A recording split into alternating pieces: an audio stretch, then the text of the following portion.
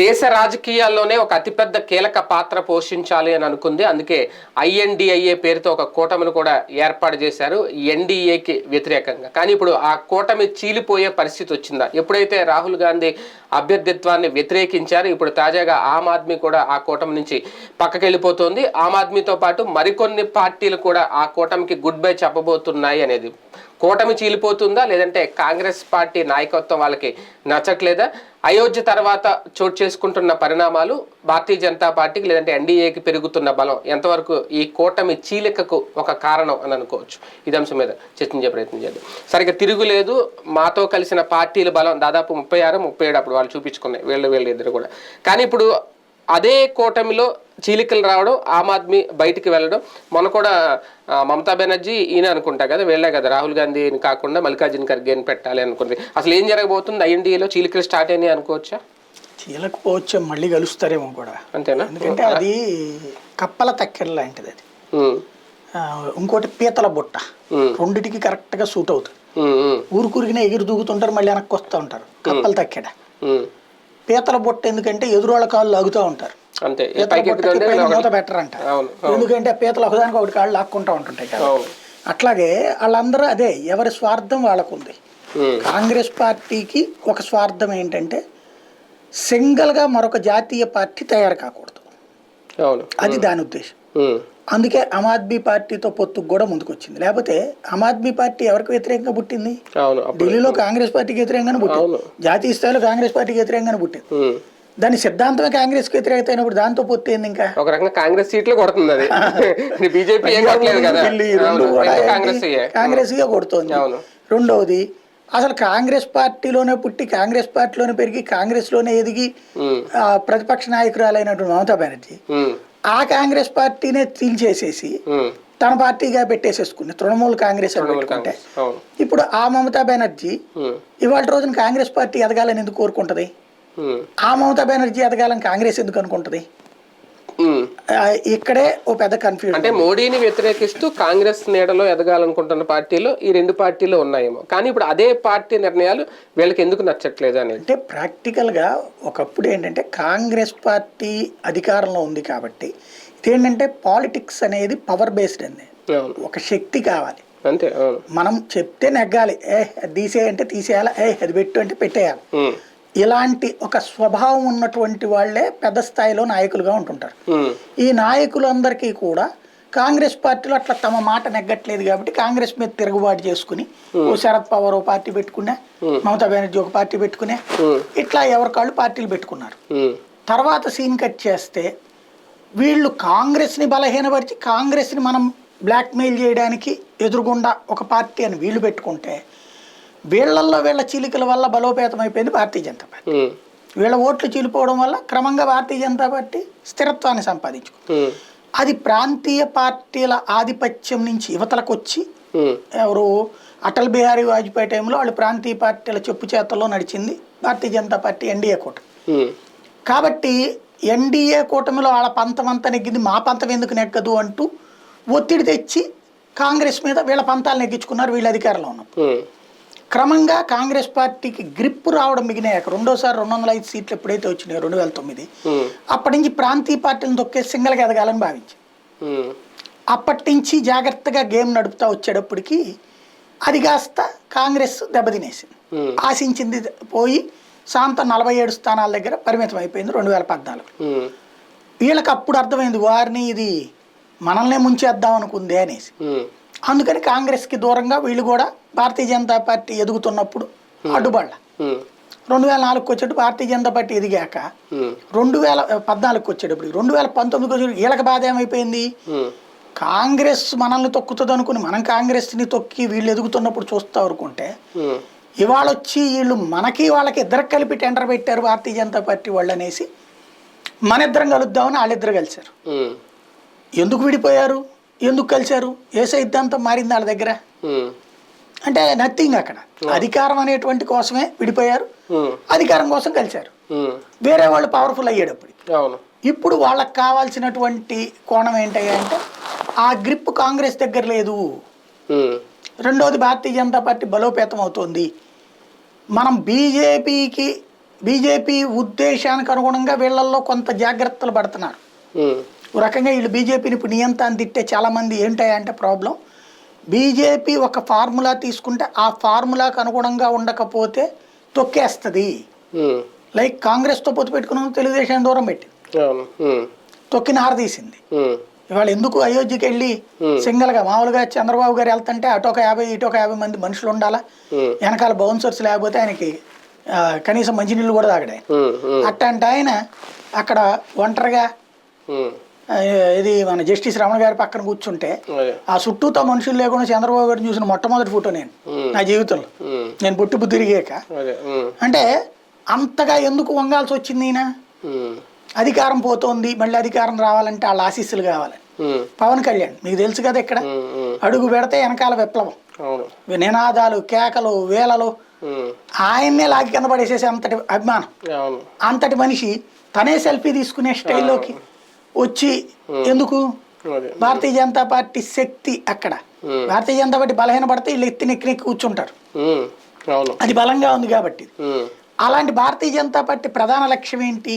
కాంగ్రెస్ పార్టీతో ఎదగకూడదు, కాంగ్రెస్ మళ్ళీ పాత పరిస్థితికి రాకూడదు.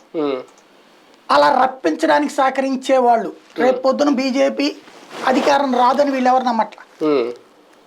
రేపు మళ్ళీ బీజేపీ అధికారంలోకి వస్తాయి, వచ్చింది అంటే కాంగ్రెస్తో ఉన్నోళ్ళని తొక్కేస్తుంది. అది కాంగ్రెస్ని తొక్కేయడం కాదు, కాంగ్రెస్తో ఉన్న ప్రాంతీయ పార్టీలను తొక్కేస్తుంది. కానీ ఐఎన్డిఐఏలో లోపం ఏంటి? ఒక అతిపెద్ద శక్తివంతమైన ఆ కూటమిని, ఎన్డీఏ కూటమిని కొట్టాలనే కదా ఇన్ని పార్టీలు ఏకమే ఒకే తాటి మీదకి వచ్చినా కూడా వీళ్ళు నిలబడలేకపోతున్నారు, తలోదారి అయిపోతుందంటే కూటమిలో లోపమా, కూటమిలో నాయకులు ఎక్కువైపోయారా, ఇంకా ఒక నాయకుడిని నిర్దేశించుకోలేకపోవడం కూడా వీళ్ళ బలహీనతలకి లోపాలకు కారణం? ఎవరి స్వార్థం వాళ్ళది. కాంగ్రెస్కి ఎందుకు కావాలి వీళ్ళందరూ? రాహుల్ గాంధీ ప్రధానమంత్రి కావాలి, వీళ్ళందరూ కాంగ్రెస్ కి మద్దతు ఇవ్వాలి. కాంగ్రెస్ కావాలి, కాంగ్రెస్ కావాల్సింది. వీళ్ళందరి సపోర్టుతో వీళ్ళు బలహీనంగా ఉన్న కాంగ్రెస్ పార్టీ బలహీనంగా ఉన్న బెంగాల్లో, బలహీనంగా ఉన్న ఉత్తరప్రదేశ్లో, బలహీనంగా ఉన్న పంజాబ్లో, బలహీనంగా ఉన్న ఢిల్లీలో, బలహీనంగా ఉన్నటువంటి కేరళలో, ఇలాంటి చోట్లన వీళ్లతో పొత్తు పెట్టుకోవడం ద్వారా కాసిన సీట్లు సాధించి సింగల్గానే కాంగ్రెస్ పార్టీ 150 స్థానాలు గెలవాలి. అప్పుడు మిత్రపక్షాలన్నిటితో కలిపి ప్రభుత్వం ఏర్పాటు చేస్తే మన చేతిలో పవర్ ఉంటుంది. లేకపోతే రోజు ఆటలాడుకునేటువంటి 1998లో వాజ్పేయి ప్రభుత్వం అవుతుంది, 96లో వాజ్పేయి ప్రభుత్వం అవుతుంది, 96లో 13 రోజులు ప్రభుత్వం నడిపారు కదా, ఎవరు మిత్రపక్షాలు సహకరించకపోబట్టినే కదా. 98లో మిత్రపక్షాలు వచ్చినాయి, తెలుగుదేశం వచ్చింది, జయలలిత వచ్చింది, కానీ పూర్తి బలం వాళ్ళకి లేకపోయేటప్పటికి ఏమైంది? ఆడుకున్నారు. కాబట్టి సింగిల్గా మనం 150, 200 మినిమం 200 అనుకుంటున్నారు. 200 అనుకుంటే 150 అయినా అంటే మిగతా ప్రాంతీయ పార్టీలందరికంటే ఎక్కువ సీట్లు మనం సాధించాలి. సాధించితే అప్పుడు గ్రిప్ మన చేతిలో ఉంటుంది.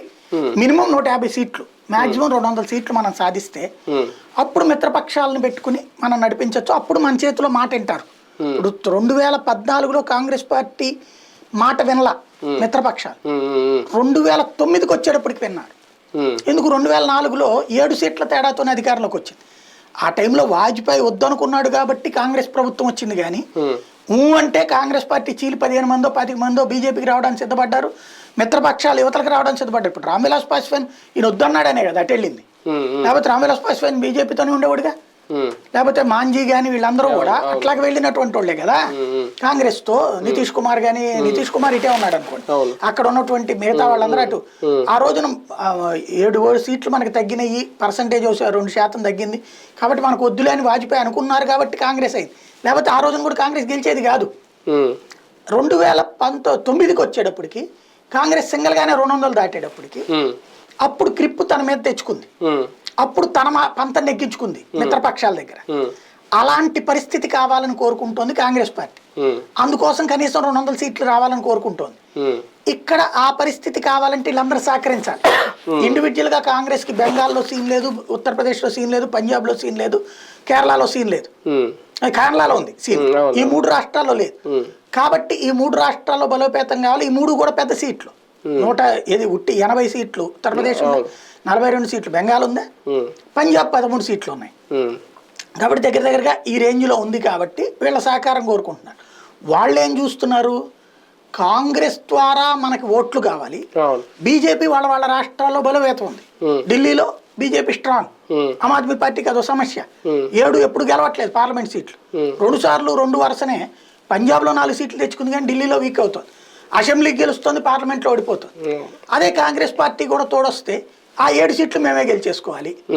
అలాగే ఉత్తరప్రదేశ్లోకి వచ్చేటప్పటికి సమాజ్వాదీకి కాంగ్రెస్ ద్వారా కాంగ్రెస్ ఓట్లు మనకు కావాలి, సీట్లు దానికి 2, 3 పడేద్దాం.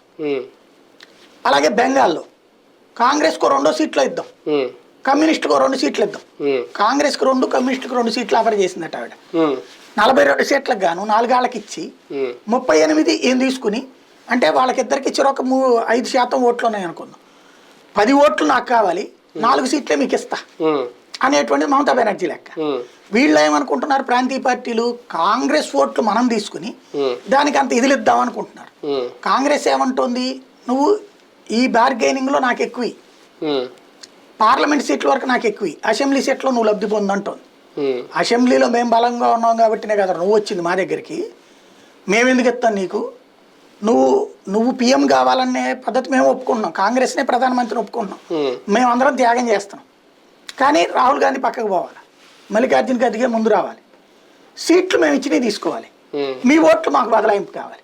ఎవడు స్వార్థం ఆడిది అక్కడ, అందరిది స్వార్థం ఉంది కాబట్టి అందరూ ఒకే కంచం ఉంది అక్కడ, అందరూ లాక్కోవాలనుకుంటే కంచం కూడా కదా ఇస్తారా, అందరూ లాక్కుంటుంటే. ఇప్పుడు మల్లికార్జున ఖర్గే నాయకత్వంలో కూటమి మొత్తం నడుస్తుందా?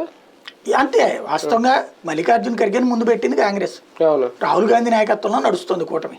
అంటే ఖర్గే నాయకత్వం నచ్చట్లేదా, రాహుల్ గాంధీని పెట్టడం ఈ కూటమిలో ఉన్న పార్టీలకి నచ్చట్లేదు? అట్లేం లేదు, రాహుల్ గాంధీ నాయకత్వంలో రేపు పొద్దునే అని ముందుకెళ్ళి కాంగ్రెస్ గనక పొరపాటుని గెలిచేస్తే ఇక ఇలా బతుకులు బస్ స్టాండ్. అంటే ప్రధాన అభ్యర్థిగా అయితే రాహుల్ గాంధీని తిరస్కరిస్తున్నారు ఓపెన్ గా, ఖర్గేని కొంతమంది సపోర్ట్ చేస్తున్నారు, దానికి ఆయన ఇంకా యాక్సెప్ట్ చేశారో లేదో తెలియదు.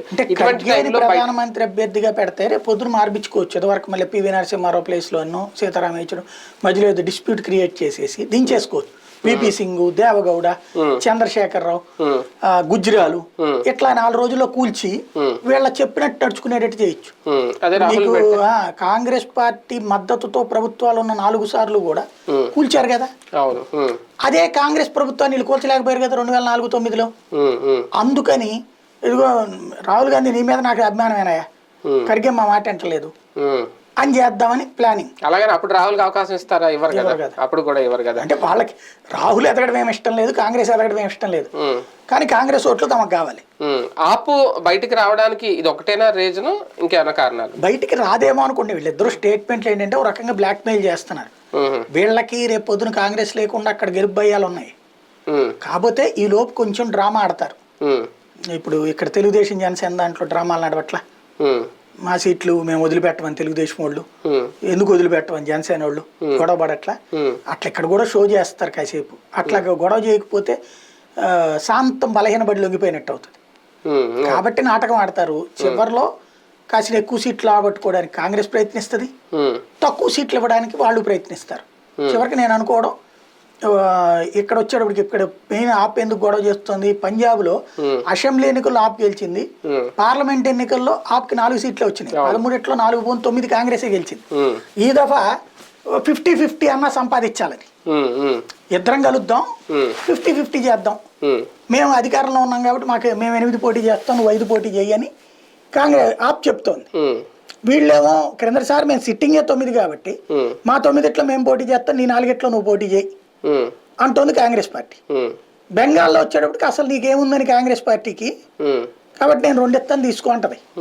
కమ్యూనిస్టులు ఒకప్పుడు 27 సంవత్సరాలు పరిపాలించారు అక్కడ, వాళ్ళు ఏమంటారు, మాకో 10 కాంగ్రెస్కో 10 ఇయ్యి, 20 మాకిచ్చి నువ్వు 22 చేయి అంటారు. అట్టా కుదరదంటది ఆవిడ, అది తేడా. రైట్, చూద్దాం. మొత్తానికి ఒక అతిపెద్ద శక్తివంతమైన కూటమిగా ఏర్పాటు అవ్వాలి అని అనుకున్న ఐఎన్డిఏలో చీలికలు మొదలయ్యాయి. నిజంగా ఆప్ కనుక బయటకు వచ్చేస్తే వాటి వెనక మరికొన్ని పార్టీలు ఉన్నాయనేది, దానివల్ల ఎవరికి లాభం ఎవరికి నష్టం, ఎన్డీఏకి ప్రయోజనమేనా చూద్దాం.